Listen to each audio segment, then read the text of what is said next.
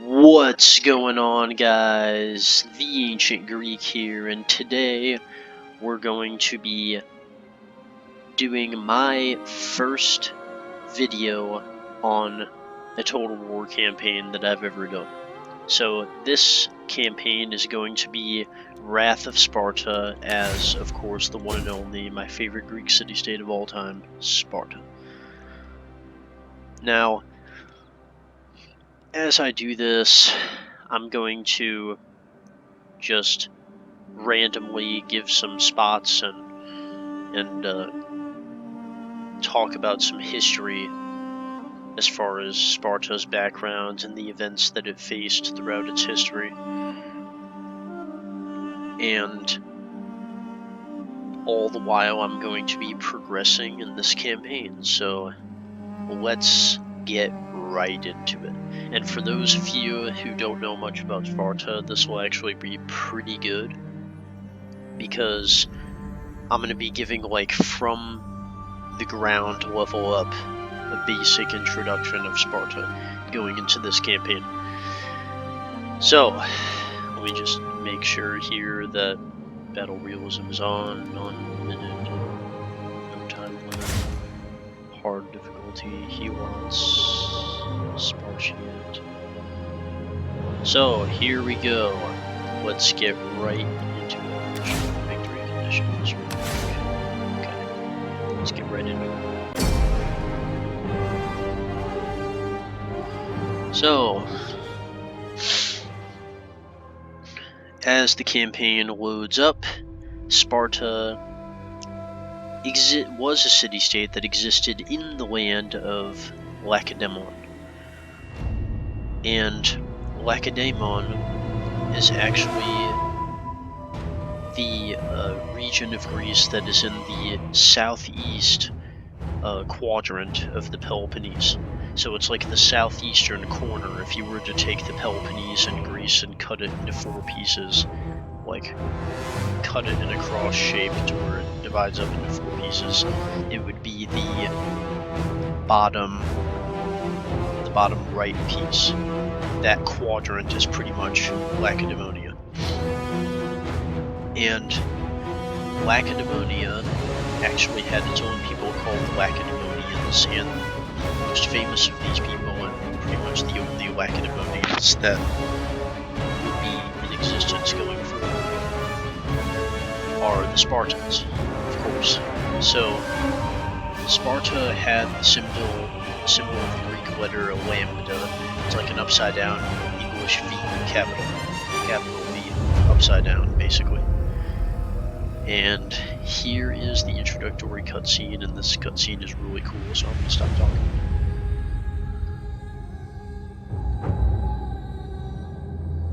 You ask too much. We cannot allow Corinthian outrage to lead us to war. If we choose to throw away our peace with the Athenians, we are exposed to threats from across the Aegean, and our people will suffer. If the Corinthians want war, they should seek it alone. You would see all of Greece under the heel of Athenae, cowering from them like chided slaves. We spilled blood at Potidea, but now we need allies. The might of Sparta will halt their ambition. Your flattery is wasted. You know not what you ask. All eyes look on Sparta, and this is what you would have them see. From birth, a Spartan is trained for one purpose. To do battle. You are Pandora, clutching at a vessel you do not understand. They dare think themselves your equal. None can match your skill. It is every Spartan's duty to embody the very nature of war. Strike now, I beg you. You would plunge Greece into chaos. Then from chaos, we will rise! Oh yeah, nothing cooler than that. Oh yeah, for sure. How the king raises his spear like that. I love, now, the helmet that king was wearing, a Corinthian style helmet with a transverse crest. That is like my favorite helmet. 40 years have passed since our great victories over the Persians. It should have been the start of our golden age, but instead we squabble amongst ourselves. The Hellenic League, formed to take the fight to the invaders, did not last. Suspicious of the ambitions of Athena, Sparta and many other great city-states left. They were right to be suspicious. Athena has turned the league they formed into an empire under their control. It is now less a collection of independent cities and more a series of bases for their powerful navy. In the face of Athenian hegemony, Sparta has reformed the Peloponnesian League with Corinthus and the smaller Boeotian League of Cities. As these two powerful groups face off against each other, war is brewing. Let us not forget the Persians. Their empire still stands, and keeps a careful eye on developments in Greece to make sure that no single group becomes too powerful. Sparta has every right to mistrust the Athenians. Barely 10 years prior, Athena fought a war against their ally, Corinthus. Athenian arrogance has now become too great for the Spartans to bear. However, Athena's greatest strength is also their biggest, most exploitable weakness. Athena's wooden wall, the fleet that guarantees their dominance at sea, is no match for the elite hoplites of Sparta. Sparta's aim is to cripple Athena on land to prevent its navy becoming too large. Since the mines at Lavrio provide much of the city's income, and therefore its shipbuilding capabilities, their loss would be devastating. Once Lavrio has been captured, Athena itself should be the next target. It is the key to dominance over all Greeks.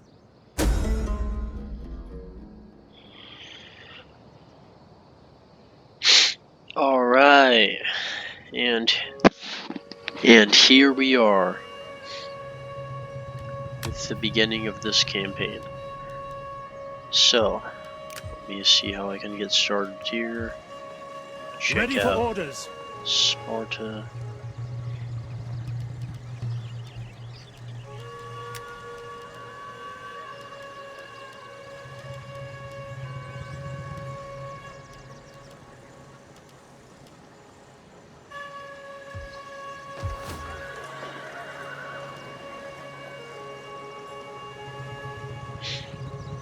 Yes, so you see it says, the Spartan kingdom has risen to military supremacy over the centuries. Its early victories in the Mycenaean Wars established its martial prowess and prestige among the neighboring cities early on. And by then an entirely militarized society, Sparta took charge during the Greco-Persian Wars when the 300 passed into legend at the Battle of Thermopylae. In the current conflict, Sparta is once again a principal belligerent, and it will not stand by and allow Athenae hegemony over the Peloponnesus. Sparta will not be ruled, and Spartans will not be slaves. It's funny because they keep the Helots as pretty much slaves, well, serfs, which is not far from being a slave. So, anyway, I still love Sparta. Anyway, so yeah, Sparta did secure victory in the Mycenaean Wars, and that was pretty much the beginning of Sparta's rise to power. And the Mycenaeans are in this region right over here. So as I said, so let me go out to the tactical map. As I said, so this is Greece, right? This quadrant is Lacedaemon, even though it says Lacedaemon is this entire region over here, which, I mean, I guess the Messenia is considered to be Lacedaemon, but the Lacedaemon is this quadrant over here, and it actually includes the island of Kythera down here. This is Kythera. And the Messenians are over here. This is Messenia. Over here. And then there's Elis and Argolis, and Corinth is up here, and the Achaeans are up here.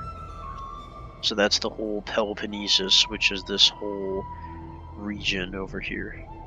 This entire section of Greece. It's like a peninsula, really, because it's surrounded by water.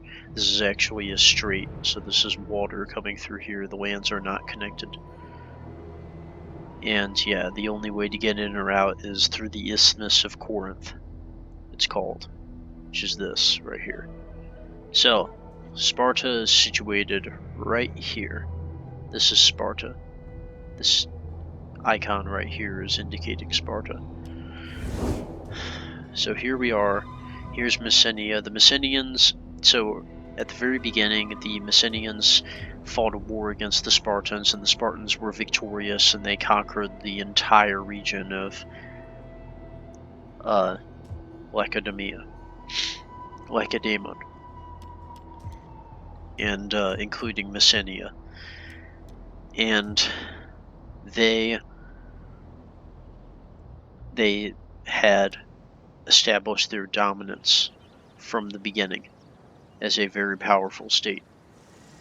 So Sparta itself, the land, is situated in kind of a valley between two long mountain ranges, and this region is kind of famous, and it ends with a port down here. It's not showing up here because this game didn't include it, but it's a port called Githzeron, I believe. Actually, let me take a look at the name now. It's Githyon.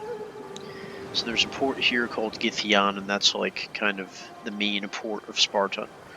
And then there's also Acri, which is another port over here, and there's Helos over here, which is where the original Helot slaves are supposedly supposed to have originated. And then there's Therapne here and Amyclae here, two cities that are right underneath Sparta, two small villages. And the river that is running through is called the Eurotas. So there's also Las here, another town, and Teuthron down here. I believe it's here. This is Teuthron. It's underneath these two peninsula that stick out. Teuthron is down here, and then Tanaris is all the way down here at the end. And Boii is right notched up right up in here. So those are all the, oh yeah, and Ossipus. Forgot to mention Ossipus, not notched right up in here. So, and then this is the island of Kythera, with the city which is believed to have been named the same as the island itself, as you can see here. And Kythera actually is a former Phoenician colony, if you can believe it or not. And they traded with Egypt and the great Mesopotamian empires in the Bronze Age, basically. And it came under the control of Argos first, and then in the 6th century BC, Sparta took control of it. So, yeah. That's pretty much the story behind this island of Kythera here, which is considered to be part of the Spartan domain ever since they took it from Argos. And Sparta is really quite the power and quite the city-state, and as I said, their symbol is lambda, Greek lambda, capital. It's like an upside-down English capital V. And they were probably founded in the 900s BC, is what we've established, and it probably is true. Most likely is true that they were founded in the 900s BC. And at the beginning, they faced a time of like anarchy and just general chaos in this region. So remember, at the very beginning, they were reduced to this region where Sparta is. They had not defeated the Messenians yet. The Messenian War hadn't taken place. The Messenians over here were still independent. And Sparta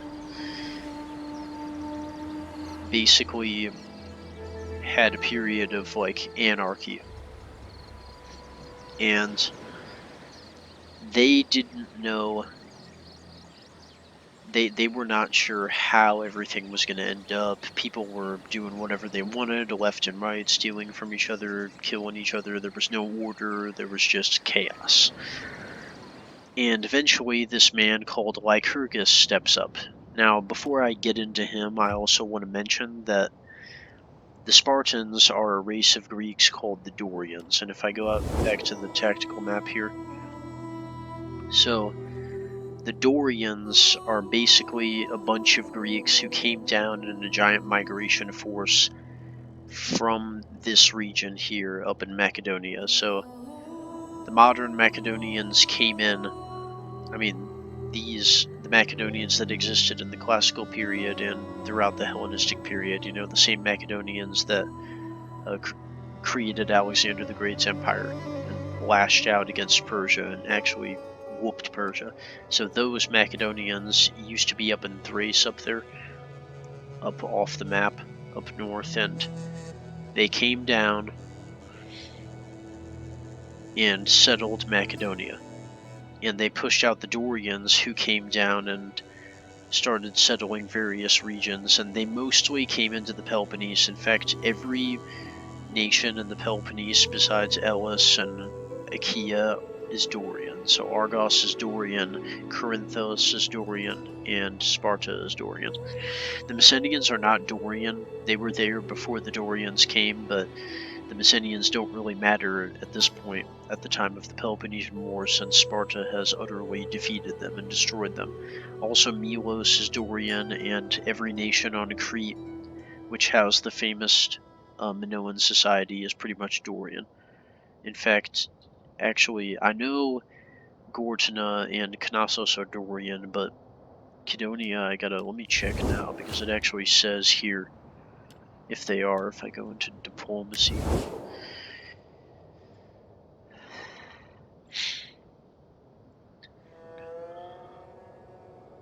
Yes, they are Dorian. See, they've got the Sparta's lambda symbol, which indicates that they're Dorian. Gortyn is also Dorian, and so is Knossos, so is Milos. It says Elis is Dorian, but in reality Elis was Aeolian. So that is a mistake on part of this game. Elis should not be Dorian, they should be Aeolian, and I'm thinking about making a mod to change that. Once I can figure out where the table for that is. Corinthos is Dorian, Argos is Dorian, as I said. And the Achaeans are actually exactly what they're called. They're Achaean. They are their own culture. The Achaeans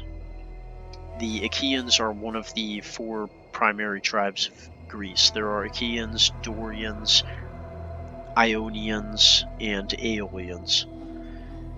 And the Aetolians are Aeolians. And the Boeotians are also Aeolians. The Elis is Aeolian. Gotta make sure I pronounce everything right. And Athenians are Ionians. And of course the Ionian League, Ionians. And Rhodos is Dorian, too. And that's pretty much the whole theater that Sparta is sitting inside of at this point. So let's see if we can do some diplomacy. Let's get this started. So Argos, let's see. Be welcome. If I can give you a fair answer, you will have it. So we can trade with Argos, and that would probably be pretty nice. Instead of going to war with them. I mean, I'm sure we'd win. We're Spartans, but it's probably better to befriend them and focus on Athens.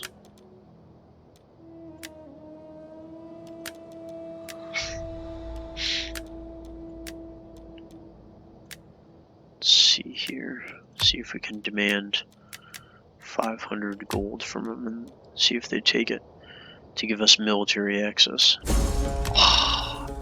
I think trade a bad these idea. guys are tough. We do not want simple folk to be scared of the marketplace. See, it's high, and now, it changed now. Now it's high. Now they might even take 1,000. Oh wow, they took it. With these Wow, okay. words, you bring joy to my heart and hope to my soul. My thanks. Yep, no problem.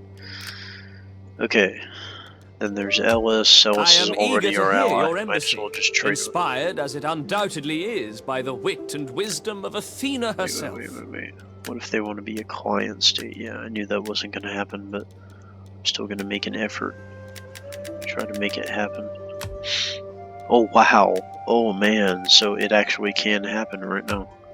Oh, that's awesome. Oh, they rejected. No. They'll Your accept it if I terms are put it reasonable higher, as they you know? leave your mouth, but less convincing when they reach my ears. Yeah. Less convincing. Oh, man. So that totally ruined it. We had that opportunity at the beginning. If we would have made it a little bit higher, they would have accepted. Now there's no chance. May Hermes Oh wait, no, bless it's because us I'm both not with trading skillful with them, tongues right? that we may speak our parts well, and so reach agreement. Let's see if they'll accept it now. 2,500. Yes, so they're I now must our accept, client state. although my honor That is cries out amazing. against We it. just reined them in before we even took our first turn. I am here to listen Let's see if you what we got speak here. honestly. Truth will be your sharpest weapon. So these guys are not going to want to be our client state. I cannot imagine this is going to work in any shape or form. Yeah, no way. So let's just not even do anything with him for now. The Aetolian League we can trade I with. am honored to receive this embassy, and will listen with interest to all you Wow, have they're to very say. interested in everything. So, seems like trade with Sparta is very valuable. Now, as far as how realistic that was, it's probably pretty realistic. I mean, Sparta probably had some pretty good natural resources, but that's not particularly what they're known for, of course. Everyone knows what they're known for. They're known for their bad to the bone army. So, let's see. So yeah, Sparta is Dorian, and they speak Doric Greek, which of course they're Dorian. They speak Doric Greek. Doric is one of the dialects of Greek, and yes, there is 4 dialects of Greek, just like there are 4 tribes. There's Ionic, Doric, Achaean, and there's actually Attican too. And there's also Aeolic Greek. So there's more than 4, but the 4 primary ones are really 5 primary ones are really the ones that I just listed. So Doric, Aeolic, Achaean, Attic, Attican, and Ionic. So, going into the history of Sparta.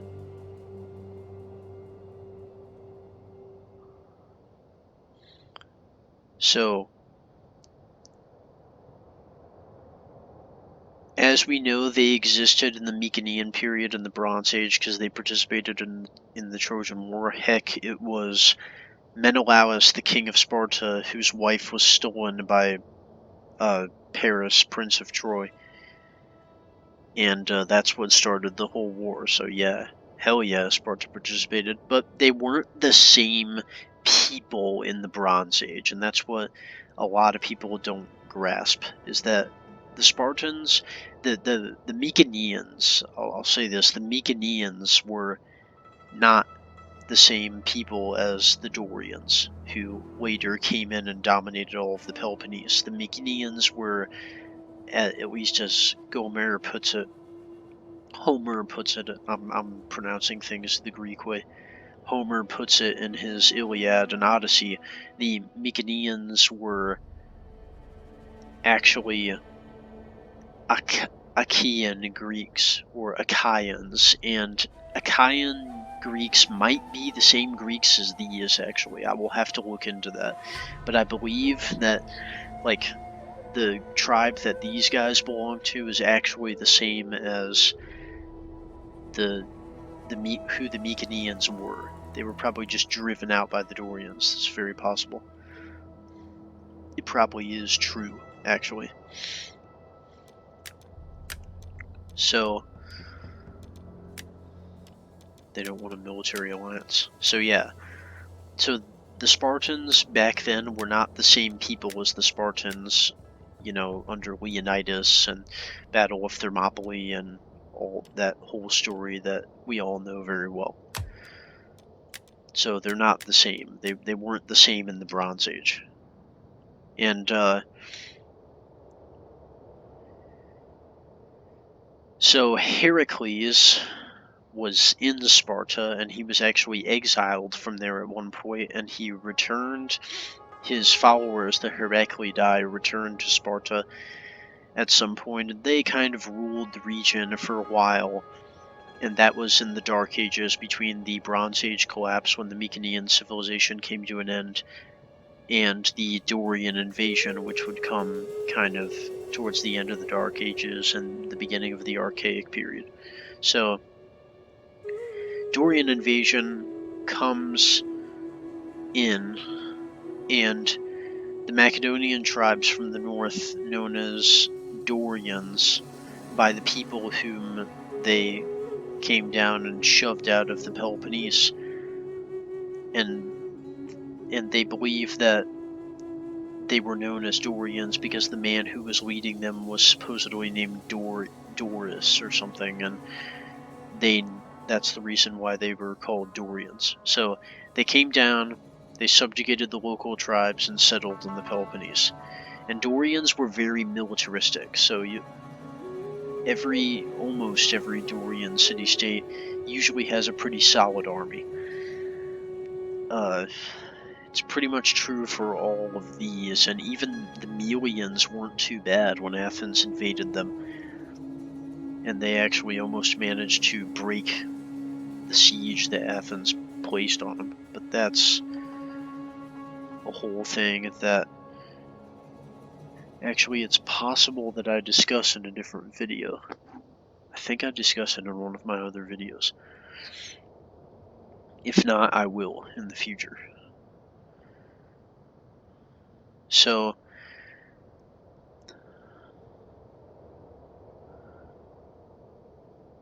yeah. So the Dark Ages basically are the Archaic period. My mistake, and like eventually the Dorian migration came down from the north like 60 years after the Trojan War, it says, which I don't think is true at all, because it would have really taken place between, the Dark Age is not quite the same thing as the Archaic. I mean, it is, they overlap a little, but the Dark Age starts a little earlier. So I think it would have actually taken place, you know, like it says, around 900 BC. In the 900s BC. But the tradition says 60 years after the Trojan War, the Dorian migration took place, and it led to the rise of classical Sparta. And Sparta really only begins to show signs of settlement in around 900 BC, the 900s BC. And that's actually like 200 years after the Bronze Age collapse happens. So, and the Mycenaean civilization collapses. So, Mycenaean is pronounced by Americans Mycenaean, but there's no S sound. The fact that they make C into an S sound in English is really, really strange, and it makes a lot of Greek words get pronounced incorrectly. Another one is Macedon. It's not Macedon, it's Macedon. And same thing with Mycenaeans. It's not Mycenaeans, it's Mycenaeans. So that's one of the things that happens when things move from one language to another over history. So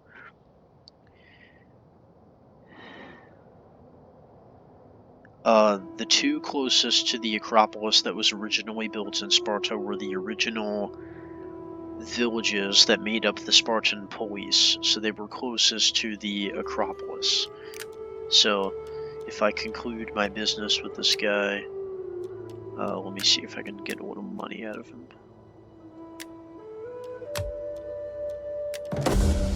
Yep. Sweet. I'm making friends everywhere. For the sake of friendship that has been and friendship to come, These guys greetings. don't want to trade at Now, all. The let us see. Emperotes do not want to trade at all. They just say, you know what? We don't want to trade. Okay. I guess. For the sake of friendship that has been and What about the friendship to come. Melians? Milos.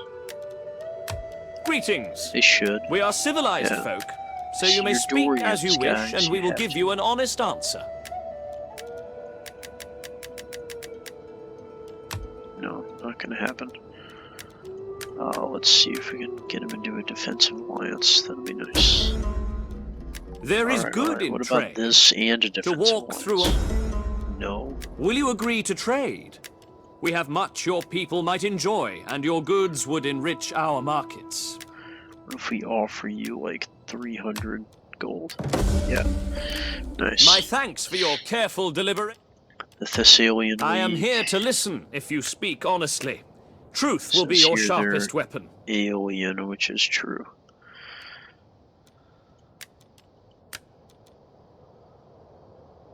No, they don't even want to trade. Don't bother with them. Alright, so we're in a really good spot. So let's see what we got here.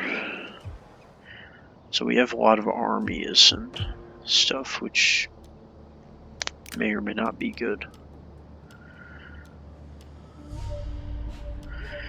Pylos really needs a barracks, but we need to be careful about building too much of that right now. We need to make some money. Let's see here. Let's expand. We'll build a barracks once it grows. But for now, let's see about making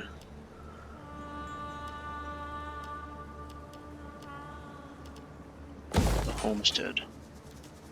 Then we'll just have this be a farming settlement, I suppose.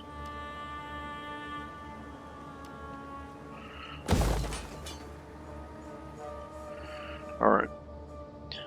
This Spartan army can stay in Messenia for now just to protect Pylos from attack. In fact, go to Pylos.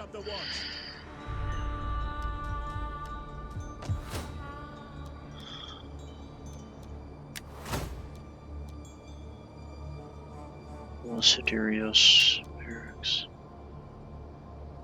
Let's do epistemology. It's a good thing to start with. It's not very Spartan. Spartans would say, start with citizen conscription, because they're all militaristic. I love that about them, but I'm trying to be strategic here too. How can I serve you? In fact, the patron goddess of Sparta was Athena, so at least that's the most widely accepted theory. So Athena represents the strategic side of battle. Now, actually, Ares was worshipped in Sparta, but he was kind of on the side from Athena, and he was worshipped as being like the best model of a soldier there is. So he was like the perfect model of soldier, which makes sense. I mean, he represents the melee of combat that is experienced in war, in battle. So, of course, he's the model soldier. And he's male, and all soldiers were male back then. So, there you go. There you have it. So yeah, the first two villages, as I mentioned earlier, were fused, and that is supposedly where the two kings of Sparta originated. Now, I'm going to be talking about Spartan politics and the Spartan and how they conducted war and everything in the next video that I'm going to be making, so definitely stay tuned for that. that'll be coming up pretty soon. And yeah, and you'll hear all about how their political system worked and everything, and how they declared war, and how that impacted their success, and forged their destiny, so to speak, and directed them in the ancient Greek world, in the Greco-Persian War, and during their rise, and also in the Peloponnesian War, and beyond after that too. So, yeah, supposedly that's where the two kings of Sparta thing originated, and the population had dropped sharply at the very beginning, and it's like, that's the thing that the Spartans would have problems with population for as long as they lived. And essentially what they were was, what the system that they established was a system where where being a Spartan citizen is only reserved for a select people of Spartan blood, people of the blood of the Dorian invaders who came down. And there's three classes of people. There's Spartans, Perioikoi, and Helotes. The Spartans are the top class, and they are officially what the state is named after. And they focus all their efforts on military and also cultural and technological development, and spearheading the economic sector and some of the technology as well, at least making use of the technology, if it's not military technology, is the Perioikoi. The Perioikoi are basically the specialized craftsmen who spend their days making weapons and various other crafts like pots and all that sort of stuff for the city-state of Sparta. And the Helotes are agriculture, food, the breadbasket of Sparta, so to speak. And they are basically treated like serfs by the Spartans. The Perioikoi have a lot more rights, and it's said that they're almost identical to Spartan citizens, except for the fact that they don't have Spartan citizenship. And that's pretty much the way it was for the Perioikoi, but the Helotes were not. The Helotes were actually very disrespected and basically treated like slaves. So, the Helotes were actually hunted by the Spartans because they vastly outnumbered the Spartans. And the Spartans always feared a coming Helot revolt, even if it wasn't coming, and they would as training, pick the best and most fit Helotes to hunt and kill, and that way, and they would use that to train their future Spartan citizens in the famous agoge, which I discuss in the video I just posted earlier today, which you should go check out, by the way, about the Spartan agoge training and Spartan citizenship as a whole. So, on that's basically what the structure of everything was. And Sparta was a force to be reckoned with on the stage. It was the fiercest, most militarily well-organized city-state in all of ancient Greece. And it won the Peloponnesian War. So there you go. Need I say more? And, King Leonidas, 300. Need I say more?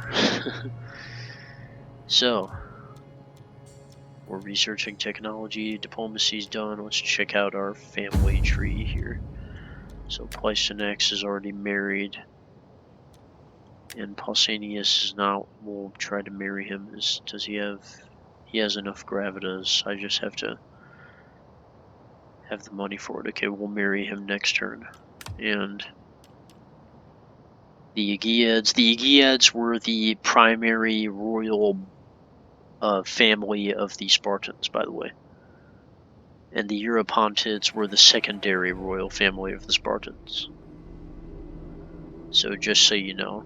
That's what it was. This is exactly correct. This is basically the way it was. Gietz might have had a little bit more influence, but that's what it was. So everything looks good here. Minus 14 loyalty. Well, that's not good. It's gonna be bad later.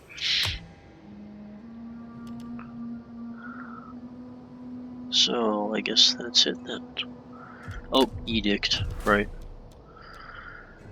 Let's do...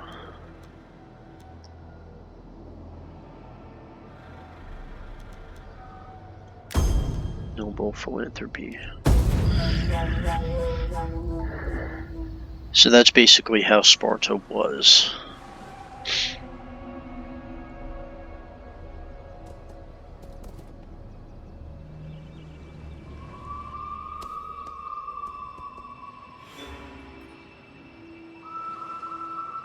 And again, between the 8th and 7th centuries BC, the Spartans experienced a period of actually anarchy, as I said before. And Lycurgus steps up. Now, Lycurgus is the actually possibly mythical lawgiver that the Spartans, that actually created that system that I had mentioned, I had talked about before, about how the Spartan state will be organized and how it will be run. He created the whole system, all the rules, the Agagi, everything, and he started by training people in the Agagi and training children in the Agagi ways himself. And then it just continued off from there, and after he died, they just kept doing it. And he established the state of Sparta and what it would be forever until its downfall at the hands of Rome. So that is that. Lycurgus is the man. He's the one who established the doctrine of Sparta and the system that Sparta would hold for the rest of its existence. And I will be doing an entire video on Lycurgus's reforms in the future, so look forward to that for sure. Now, in the 7th century BC, the Spartans began the war to conquer the Messenians, and that was the Messenian Wars, and it lasted 19 years, and it was led by a Spartan commander named Theopompus. And it was fought in the legendary time that the Spartans call the Fathers of Our Fathers. And the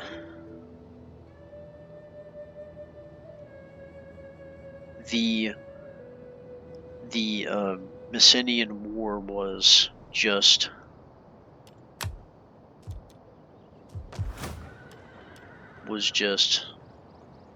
a long drawn-out conflict, and it would decide the fate of the Peloponnese for hundreds of years after.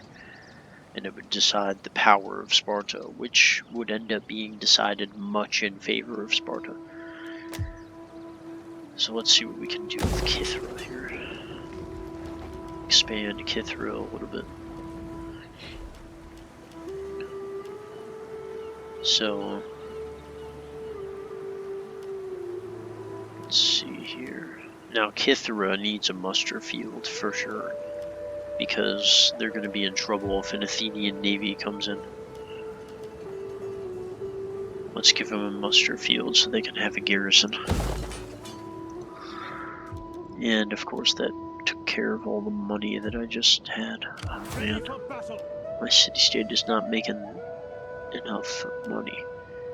Now, since the Athenians basically will never be able to launch a land invasion of Sparta, we can disband the Spartan army. We don't even really need it. We only need this Spartan army right now, so we're just going to disband this army and allow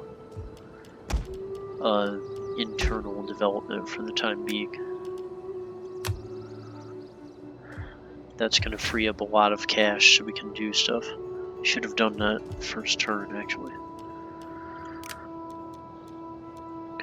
So yeah, now again we must wait to marry Pausanias, I think his name was. The son of our Basileus. Basileus is king in ancient Greek. Ruler, king. I give you welcome. Let Zeus and all the gods smile upon our meeting, so that all may... While your rhetoric... Alright, Arnos, that's it. Okay.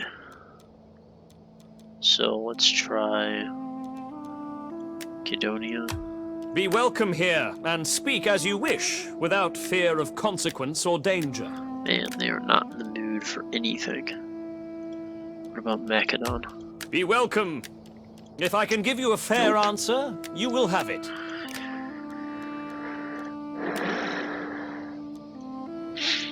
Persians we hate. As we all know. We're at war with Rhodos and the Ionian League, because in this game Rhodos is actually an ally of Athens, which was actually true in real life. And Byzantium is also our enemy.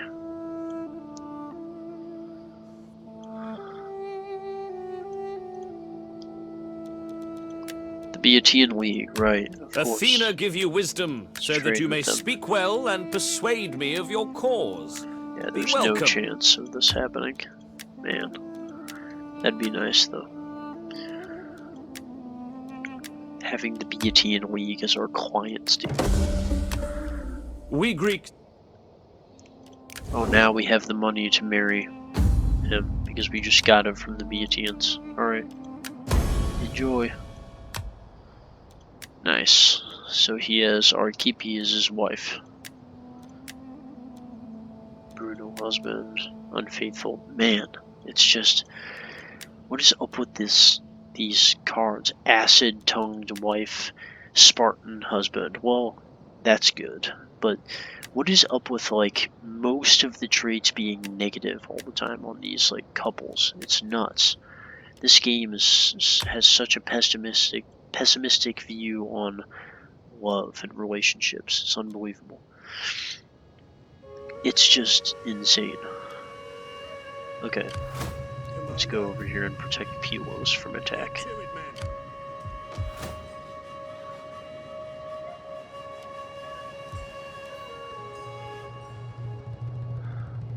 Yeah, there's Milos.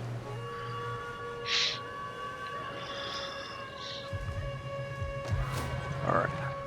Sparta didn't have walls. That disturbs me. Oh my god, I can't believe I wasn't focusing in on that before. Sparta does not have walls. It's the only city-state that doesn't have walls, because they say Spartan citizens are the walls of the city-state. Man, that just bothers me. I gotta get a mod. I gotta turn on that Parabellum mod again. That mod makes it so Sparta doesn't have walls. Man, I gotta turn on that mod. That just disturbs me right there. Sparta did not have walls. That's another thing about Sparta. They considered their citizens to be their walls, and so they just didn't have walls. They were like the only Greek city-state that didn't have any walls. It's pretty cool. And every population, I'm going to end on this note as I end this video on this campaign right now. So, and I'll be continuing this campaign later. So, along with the historical discussion, every population, including the Messenians, that was subjugated by the Spartans was reduced to helot status, pretty much. Especially every population in the southern Peloponnese. But as they got further out, they started getting lax and letting people have their own identities and everything like that. So, we'll discuss more on everything later, and actually I think I might try to turn on the a mod that takes away walls for Sparta. So yeah, have an amazing time, you Philhellenes, and check out the other video I posted today on YouTube on my channel about the Agoge and Spartan citizenship. So have a great time, and I will see you guys in the next video. The Ancient Greek is out.